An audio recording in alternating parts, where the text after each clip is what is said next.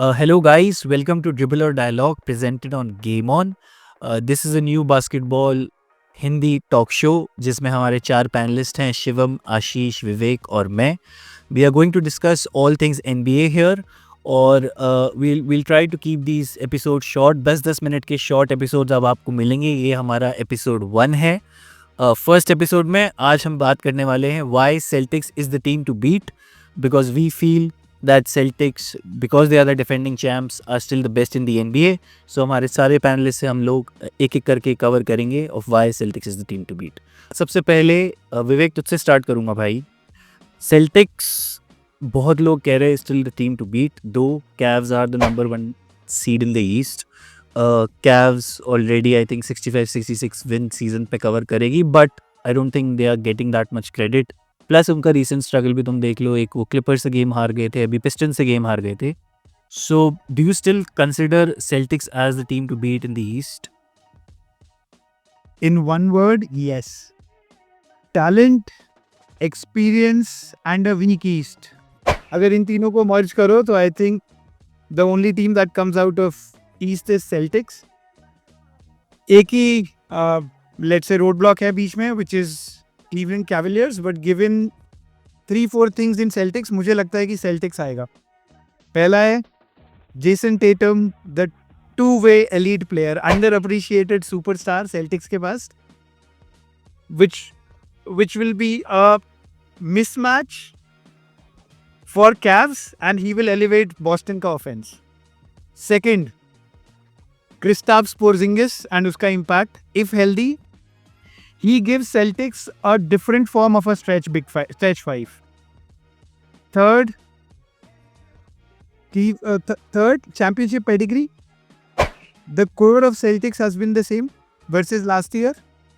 And अगर उनको अभी तुम देखो तो ऐसा लग रहा है they have been playing together since ages. And last, उनकी depth और versatility अगर तुम देखो, they have an elite 8 to 9 man rotation, which will be very hard for any team to handle. East में Cavs I think can give a run, but definitely Celtics will be better. And मैं तो OKC को भी include कर रहा हूँ इसमें. Sales tax के पास ऐसी टीम है जो ओकेसी को भी चैलेंज कर देगी. अगर तुम इससे नेगेटिव की बात करेगा तो मुझे एक ही नेगेटिव लगता है, which is the dip in their 3-point shooting. Last year they were 39%, this year they are 37%. It could be because of the volume going up, but जो मेरे को ज़्यादा कंसर्न लगता है which is 3-point shooting for 2 players. Number 1 in there is Jrue Holiday, जिसकी 3-point shooting 10% down हो गई है, 43 से 33% हो गई है, स्पेशली फ्रॉम कॉर्नर 3 जिसमें वो 60% प्लस मारता था. अब I think he is gone half of that. और जेलन ब्राउन की 3-point शूटिंग भी कम हो गई है, विच आई थिंक शायद प्ले ऑफ्स में जाके बेटर आए, but playoff given there उनका experience I think I will take them versus the field. Okay Shivam, तू भाई, your views on Celtics. Do you think Celtics is the team to beat, या फिर तू कहेगा कि नहीं भाई, Cavs playing great in the regular season and they are going to maybe take over the East? What are your views on this? यार I think इसमें कोई डिनाइल नहीं है कि Cavs are playing really great this season, but when you talk about कि teams to beat तो उसमें Celtics number 1 ही है. I am not saying that Cavs अच्छा नहीं खेल रही है और कैव्स फ्लूक सीजन है, but Cavs is playing really well. अपन ने इस पर डिस्कस भी किया how Atkinson has improved them, but Celtics is the team to beat still.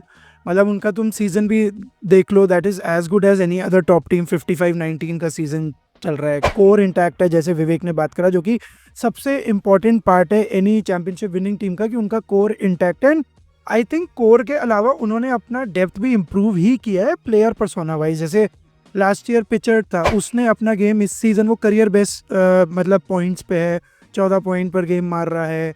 और आई थिंक उसने रिकॉर्ड भी बना, he leads the NBA reserves 3-point made पे भी 219 3-point मार चुका है, और अभी और ही ऐड होगा. मतलब रिकॉर्ड्स ब्रेक कर रहा है. हाईएस्ट TS परसेंटेज है उसकी, highest effective field goal percentage है अमंग द सेल्टिक्स इटसेल्फ.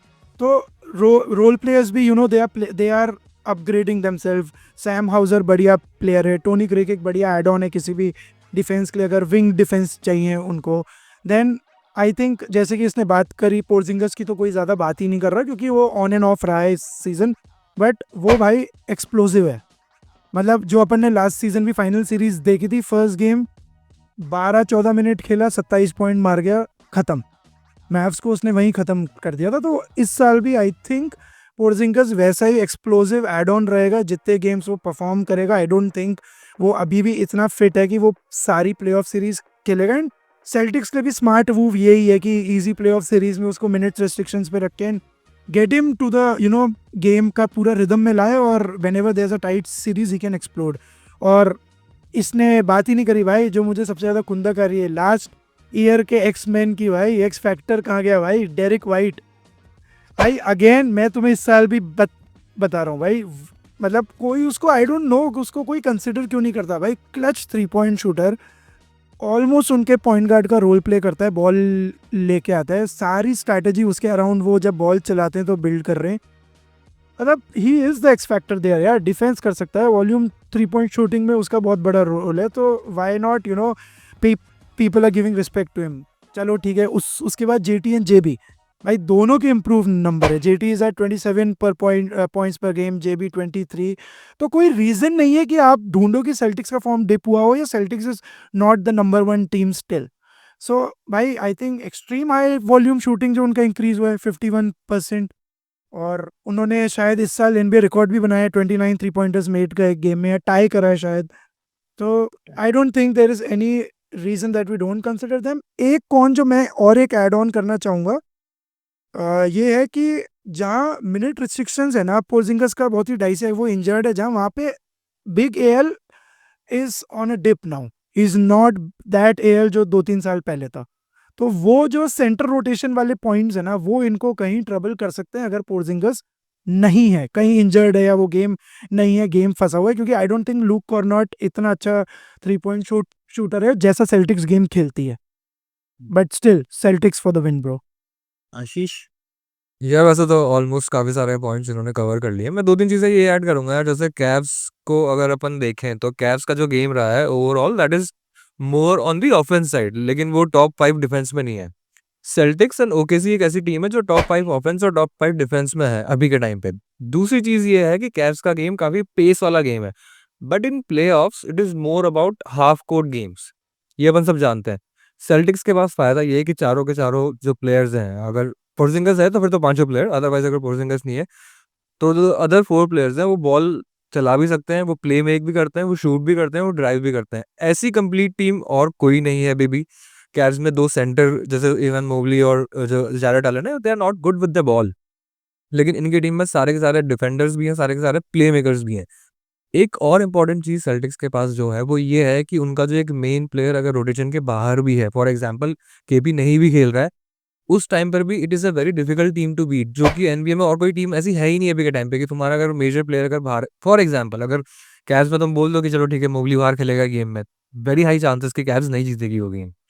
तो ये जो सारी चीज़ें सेल्टिक्स अपने को दे रही है विद लेट्स से 4 और 5 इयर्स, क्योंकि मैं तो ये जानता हूँ कि चलो जीते वो लास्ट ईयर ही है, बट कॉन्फ्रेंस फाइनल्स में तो यार वो कब से आ रहे हैं, 2 बार फाइनल्स में आ गए हैं। तो ये टीम जो प्लेऑफ एक्सपीरियंस 11 ईयर्स। ये टीम जो प्लेऑफ एक्सपीरियंस के साथ इतनी कंप्लीट हो गई और हाई ऑन कॉन्फिडेंस है यार, मतलब उनको लगता है कि वो कोई सा भी गेम निकाल लेंगे। इनफैक्ट जो अपन गेम देखते हैं हम लोग को काफी बार लगता है तो ट्राई नहीं कर रहे हैं, मतलब ये ड्राइव इन कर रहे हैं, किक कर रहे हैं। तो ये सारी चीजें अगर अपन डॉट्स कनेक्ट करें तो मुझे तो लगता है कि हाँ भाई बहुत डिफिकल्ट है सेल्टिक्स को प्लेऑफ सीरीज गेम 7 तक में बाहर निकालना। तो for a team like sales tax जो तुम बात कर ही रहे हो, कंसिस्टेंटली जो ईस्टर्न कॉन्फ्रेंस फाइनल्स और लास्ट ईयर के डिफेंडिंग चैंपियंस है, आई डोंट थिंक रेगुलर सीजन को इतना सीरियसली वो लेते भी हैं। सो यू कैन नेवर जज a defending champion just on the basis of a regular season performance. Maybe second seed हो, फोर्थ सीड हो, फिफ्थ सीड हो, फर्क नहीं पड़ता, because the playoff experience that these guys have, I think इनके लिए भी, may as per my view also, Eastern Conference they can, maybe Cavs can take them to 6 games. उसके अलावा तो मुझे लगता नहीं है कि कोई और टीम एक गेम इनसे निकाल भी पाएगी इन इन राउंड 1 या राउंड 2।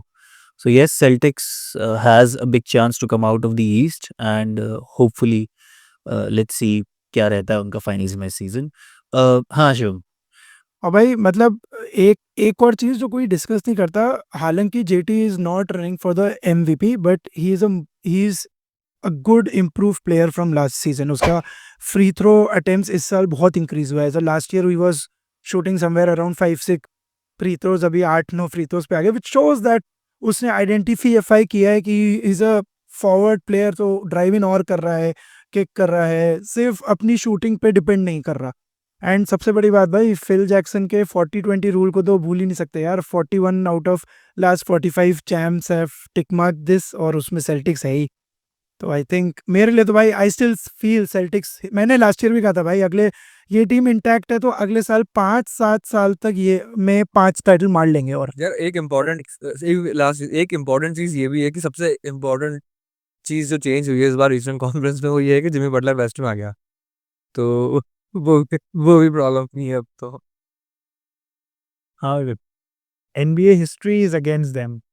आफ्टर 2018 कोई रिपीट हुआ नहीं है NBA में, रिपीट चैंपियन हुआ नहीं है भाई. सैंपल साइज बहुत शॉर्ट हिस्ट्री है भाई. हिस्ट्री होती है 20-25 साल की यार, ऐसे कोई 6 साल की हिस्ट्री थोड़ी होती है. मैं हिस्ट्री बता रहा हूँ ना, 16, 17, 18 से 2 साल पहले. मैं हिस्ट्री बता रहा हूँ ना तेरे को यार, पिछले 45 साल में 41 वही टीम जीती है जो 40-20 करके बैठी है. ये हिस्ट्री है भाई.